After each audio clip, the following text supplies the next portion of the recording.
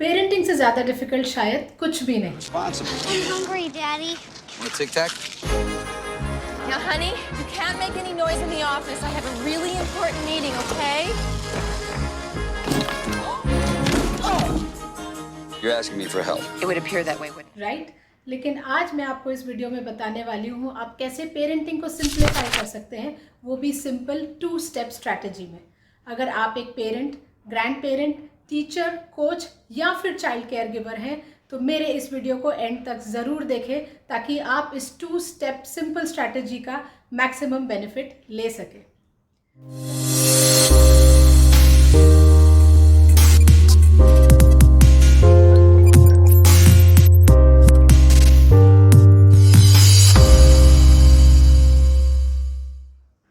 Parenting कभी कभी मानसिक रूप से चुनौतीपूर्ण और शारीरिक रूप से थका देने वाली हो सकती है और बेटर पेरेंट बनने की तलाश में तकरीबन 2 साल पहले मैंने डैनियल सीगल और टीना ब्राइसन द्वारा लिखी गई किताब नो ड्रामा डिसिप्लिन को पढ़ा और उससे मिली सीख को लागू किया and the results have been delightful. मैं अपनी बेटी के आत्मविश्वास और स्किल डेवलपमेंट को बढ़ाने के लिए उसके साथ अब बहुत बेहतर कनेक्ट कर पाती हूँ और यही रीज़न है कि इस किताब से मिली सीख को मैं आप सबके साथ शेयर करना चाहती हूँ। पर आगे बढ़ने से पहले ये समझना बहुत ज़रूरी है कि आदतें बनने में समय लगता है, इसलिए रिजल्ट्स की अपेक्षा कुछ समय के बाद करें। अगर हैबिट फॉर्मेशन के इम्पॉर्टेंट विषय में आपने मेरे प्रीवियस वीडियोस मिस किए हैं तो उन्हें ज़रूर चेकआउट करें और मेरे चैनल को सब्सक्राइब करना ना भूलें। दोस्तों, लेखकों ने किताब में माना है कि कोई भी parenting strategy one fit all solution नहीं देती है, इसलिए समाधान आपके बच्चे के मूड, स्वभाव, उसकी पर्सनैलिटी और उस वक्त की सिचुएशन पे डिपेंड करेगा। यही नहीं, ये भी जानना बहुत ज़रूरी है कि there is nothing called as perfect parenting. लेखकों ने माना है कि बहुत सालों के प्रोफेशनल अनुभव और साइंटिफिक एक्सपीरियंस और पढ़ाई के बाद भी एज अ पेरेंट वो कई बार फॉल्टर करते हैं या कई बार गलतियां करते हैं, इसलिए धैर्य से काम लेना बहुत ज़रूरी है। So let's begin. सबसे पहले डिसिप्लिन का अर्थ समझना जरूरी है। अनुशासन का अर्थ है प्रेम और सम्मान से शिक्षण देना। उसका उद्देश्य खुद को खुश करना नहीं बल्कि 2 बदलाव लाना है। शॉर्ट टर्म में बच्चों को आज्ञा का पालन करने के लिए प्रोत्साहित करना और लॉन्ग टर्म में चुनौतियों का सामना करना और अपने इमोशंस को रेगुलेट करने और संभालने के लिए बच्चों के मस्तिष्क को विकसित करने में मदद करना।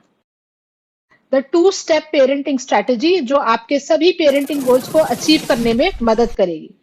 स्ट्रैटेजी का पहला पार्ट है कनेक्ट और दूसरा पार्ट है रीडायरेक्ट। ये समझने के लिए कि रीडायरेक्ट यानी कि सुझाव या सलाह देने से पहले बच्चों के साथ कनेक्ट करना जरूरी क्यों है, ऑथर्स ने ह्यूमन ब्रेन के स्ट्रक्चर को समझाया है। ह्यूमन ब्रेन को 2 पार्ट्स में देखा जा सकता है। लोअर रीजन को प्रिमिटिव या लिम्बिक रीजन भी कहा गया है और अपर पार्ट को सेरिब्रल कॉर्टेक्स कहा गया है। Lower brain non voluntary actions को रेगुलेट करता है क्योंकि ये प्रिमिटिव ब्रेन है और जानवरों में भी ब्रेन का ये स्ट्रक्चर पाया गया है। इसे प्रिमिटिव या रेप्टिलियन ब्रेन भी कहा जाता है। मस्तिष्क का ये हिस्सा बच्चों में भी पर्याप्त रूप से विकसित होता है। उदाहरण के तौर पे आपके छोटे बच्चे ने गलती से बड़े बच्चे के खिलौनों को गिरा दिया। प्रतिक्रिया में बड़ा बच्चा या तो धमकी देता है या रोना शुरू कर देता है। ये दोनों प्रतिक्रियाएं लोअर लिम्बिक ब्रेन के रिस्पॉन्स से आती है क्योंकि ये सोची समझी प्रतिक्रिया नहीं है। अगर अब इस स्थिति में आप भी बच्चों को डांटना शुरू कर देते हैं तो विश्वास करें कि आप भी लिम्बिक रेप्टिलियन ब्रेन से प्रतिक्रिया दे रहे हैं। इसके विपरीत ऊपरी मस्तिष्क या सेरिब्रल कॉर्टेक्स लॉजिक, सहानुभूति, नैतिक मूल्य और निर्णय लेने के विभिन्न कॉम्प्लेक्स कार्यों के लिए सहायक होता है। ब्रेन का यह हिस्सा आमतौर पर 20 से 25 वर्ष की आयु तक पूरी तरह से विकसित होता है। इसलिए हमें अपने बच्चों को मस्तिष्क के इस हिस्से का प्रयोग करने के लिए अधिक से अधिक अवसर प्रदान करना चाहिए, जिससे उनके तर्क करने और सही निर्णय लेने की क्षमता में वृद्धि हो। इसलिए प्रिमिटिव रेप्टिलियन ब्रेन के आवेग को नियंत्रण करने के लिए और सेरेब्रल कॉर्टेक्स के डेवलपमेंट में मदद करने के लिए जरूरी है बच्चों के साथ पहले कनेक्ट करना।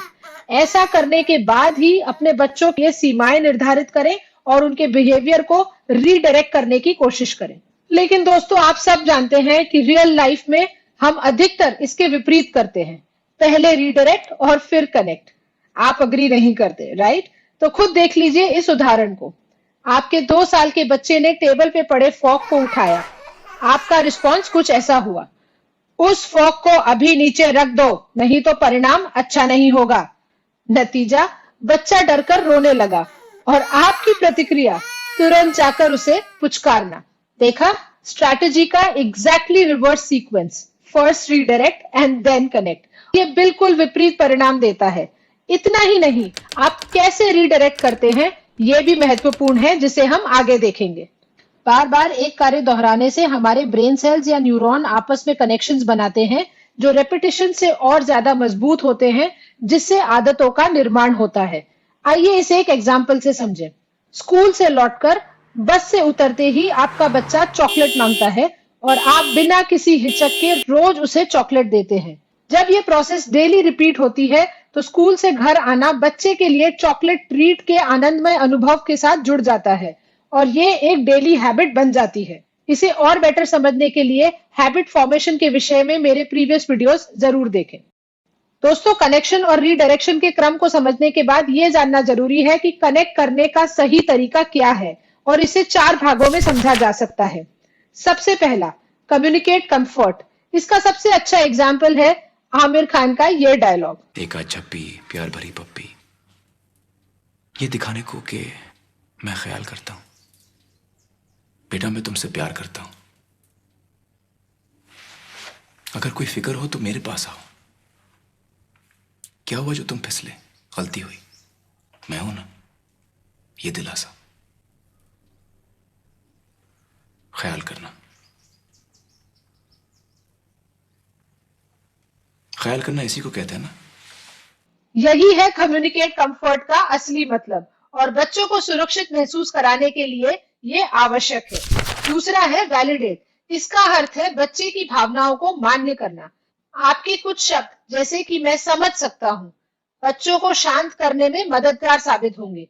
इसका मतलब ये बिल्कुल भी नहीं कि आप बच्चों की हर बात से सहमत हैं। इसका मतलब सिर्फ ये है कि आप उनकी भावनाओं को स्वीकार करते हैं। Third, stop talking and start listening. बच्चों के साथ हमारी पहली प्रतिक्रिया सिखाना या लेक्चर देना होती है। दोस्तों, आपको आश्चर्य होगा ये जान के कि इससे बच्चों पे सिर्फ विपरीत प्रभाव पड़ता है। इसलिए जरूरी है कि बच्चों की हर बात हम पहले ध्यान से सुने और फिर अपनी प्रतिक्रिया दें। और चौथा, reflect what you here. Authors कहते हैं कि ये जरूरी है कि कनेक्शन डेवलप करने के लिए बच्चों की बातों को ना सिर्फ सुने बल्कि उन्हें समझें और फिर सही नजरिया प्रदान करने में मदद करें। तो दोस्तों, आपने जाना कि कैसे बच्चों के साथ कनेक्ट किया जाए। अब आइए जानते हैं कि बच्चों की सोच को रीडायरेक्ट कैसे किया जाए। इससे पहले कि आप रीडायरेक्ट करें, यह महत्वपूर्ण है कि बच्चा सुनने के लिए तैयार है और मन के ग्रहणशील स्थिति में है। अगर ऐसा नहीं है तो रुके और वेट करें, तब तक जब तक आप ये सुनिश्चित नहीं कर लेते कि बच्चा सही मानसिक स्थिति में है। रीडायरेक्शन का सही तरीका रीडायरेक्ट की स्पेलिंग में छुपा है। R stands for reduce words। कम शब्दों का उपयोग करें क्योंकि बच्चे का मस्तिष्क एक बार में बहुत अधिक जानकारी नहीं ले सकता, इसलिए संदेश को छोटा रखना महत्वपूर्ण है। E stands for embrace emotions। बच्चों की भावनाओं को खास करने की गलती कभी न करें। D stands for describe, don't preach। इसका सबसे आसान तरीका है कहानी के माध्यम से सिखाना या उदाहरण देना। I stands for involve your child in the process। बच्चों से चुनौती का सामना करने के लिए सुझाव मांगे, इससे उनका सेरेब्रल कॉर्टेक्स या अपर ब्रेन डेवलप होगा और बच्चों का आत्मविश्वास बढ़ेगा। R stands for refrain a no into a conditional yes। उदाहरण के तौर पर, अपना होमवर्क पूरा करके और रूम क्लीन करने के बाद आप टीवी देख सकते हो। E stands for emphasize the positive। उदाहरण के तौर पर, बच्चे को ये बोलना कि रोना बंद करो की बजाय आप ये कह सकते हैं, मुझे बहुत अच्छा लगता है जब तुम अपने कॉन्फिडेंट वॉइस का यूज करके मुझसे बात करते हो। C stands for creatively approach the situation। अपने बच्चों को रीडायरेक्ट करने में मदद करने के लिए रचनात्मकता का उपयोग करें। And last but not the least, T stands for teach mindset tools। जैसे जैसे बच्चे अपने ऊपरी मस्तिष्क का उपयोग करना शुरू करते हैं, वे अक्सर स्वयं की मनोदशा और दूसरे की मनोदशा के बारे में जागरूक हो जाते हैं। इसे माइंडसेट कहते हैं। अपने बच्चों को प्रोत्साहित करें कि वे हर स्थिति में अपनी प्रतिक्रिया के बारे में अधिक जागरूक हो। दोस्तों, अगर मैं पूरी बुक की समरी बताऊं तो ये समझना महत्वपूर्ण है कि हमारा मस्तिष्क कॉम्प्लेक्स और परिवर्तनशील है। आदतों के बनने में समय लगता है और इसलिए धैर्य और अनुशासन से 2 step strategy of connect and redirect को फॉलो करना महत्वपूर्ण है। हर बार की तरह उम्मीद करती हूँ कि ये वीडियो भी आपको पसंद आया।